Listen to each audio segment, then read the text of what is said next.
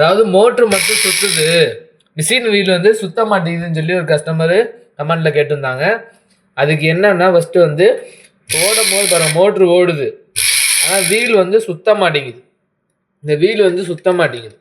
அதுக்கு என்ன பண்ணணும்னா இந்த மோட்டரில் வரக்கூடிய இந்த கருப்பு கலர் நட்டு ஒன்று இருக்கும், இந்த கருப்பு கலர் நட்டு, அந்த நட்டு பார்த்தீங்கன்னா உள்ளே ஒன்று இங்கே ஒரு கோடு மாதிரி ஒன்று இருக்குது பாருங்கள், மோட்ரு ராடில் அந்த கோடு இருக்குல்ல, அந்த கோட்டுக்கு நேராக நீங்கள் இதை திருப்பி வச்சுக்கணும்.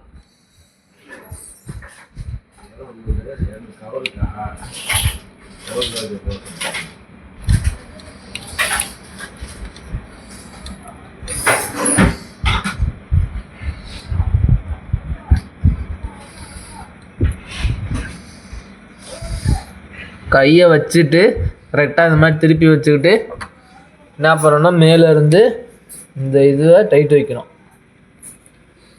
நல்லா டைட் வச்சுக்கோங்க, உங்களால் எவ்வளோ முடியுமோ அவ்வளோ டைட் வச்சுக்கோங்க. முக்கியமாக டைட் வைக்கும்போது கீழே கை வச்சுக்காதீங்க, நீங்கள் வச்சு செய்யும் போது கை குத்திடும்.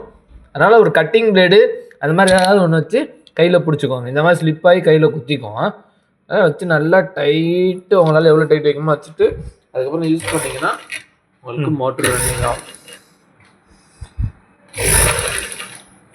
இதை நீங்கள் சரி பண்ணியும் வெறும் சவுண்டு மட்டும் கேட்குதுன்னா மிஷினில் நூல் சிக்கி இருக்கான்னு பாருங்கள், அதை எடுத்து விட்ருங்க.